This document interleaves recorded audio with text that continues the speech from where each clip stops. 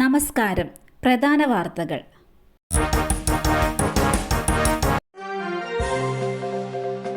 ആംബുലൻസിനെ തടഞ്ഞതിനെ തുടർന്ന് രോഗി മരിച്ച സംഭവം 10 പേർക്കെതിരെ കേസ്.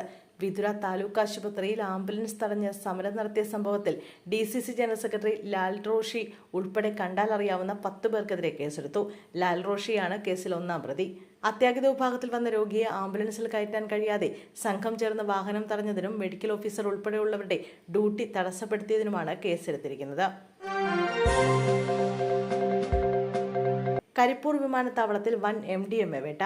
1 കിലോ MDMAയുമായി ഒമാനിൽ നിന്നെത്തിയ യാത്രക്കാരിയെ പോലീസ് കസ്റ്റഡിയിലെടുത്തു. പത്തനംതിട്ട സ്വദേശി സൂര്യയാണ് വിമാനത്താവളത്തിന് പുറത്തുവെച്ച് പിടിയിലായത്. MDMA കൈപ്പറ്റാൻ വിമാനത്താവളത്തിലെത്തിയ 3 തിരൂരങ്ങാടി സ്വദേശികളും പോലീസ് വലയിലായി. വാക്കുതർക്കത്തിനിടെ ഹെൽമറ്റ് കൊണ്ട് അടിയേറ്റു. ചികിത്സയിലായിരുന്ന വയോധികൻ മരിച്ചു. വാക്കുതർക്കത്തിനിടെ ഹെൽമറ്റ് കൊണ്ട് അടിയേറ്റ് ചികിത്സയിലായിരുന്ന 85-കാരൻ മരിച്ചു.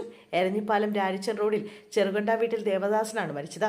85 വയസ്സായിരുന്നു. സംഭവത്തിൽ അയൽവാസി എരിഞ്ഞപ്പാലം ചേനാവയൽ വീട്ടിൽ അജയ്ക്കെതിരെ നടക്കാവ് പോലീസ് കൊലപാതക കുറ്റത്തിന് കേസെടുത്തു. അതുല്യയുടെ മരണം. അന്വേഷണത്തിന് പ്രത്യേക സംഘം. ഷാർജയിൽ ജീവനൊടുക്കിയ നിലയിൽ കണ്ടെത്തിയ കൊല്ലം സ്വദേശിനി അതുല്യയുടെ മരണം അന്വേഷിക്കാൻ പ്രത്യേക സംഘത്തെ ചുമതലപ്പെടുത്തി.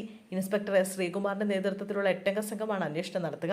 ശനിയാഴ്ച രാവിലെയായിരുന്നു തേവലക്കര തെക്കുംഭാഗം സ്വദേശി അതുല്യ ശേഖറിനെ ഫ്ളാറ്റിൽ മരിച്ച നിലയിൽ കണ്ടെത്തിയത്. 30 വയസ്സായിരുന്നു. ഷാർജ റോള പാർക്കിന് സമീപത്തെ ഫ്ളാറ്റിൽ തൂങ്ങി മരിച്ച നിലയിലാണ് മൃതദേഹം കണ്ടെത്തിയത്. സഹോദരന്മാരായ പോലീസുകാർ തമ്മിലെ കയ്യാങ്കളി. നടപടി. സ്പെഷ്യൽ ബ്രാഞ്ച് SI ദിലീപ് കുമാറിനെയും പഴയന്നൂർ സ്റ്റേഷൻ SI പ്രദീപ് കുമാറിനെയും സസ്പെൻഡ് ചെയ്തു. സിറ്റി പോലീസ് കമ്മീഷണർ ഇളങ്കോ നേരിട്ട് നടത്തിയ അന്വേഷണത്തിനൊടുവിലാണ് നടപടി.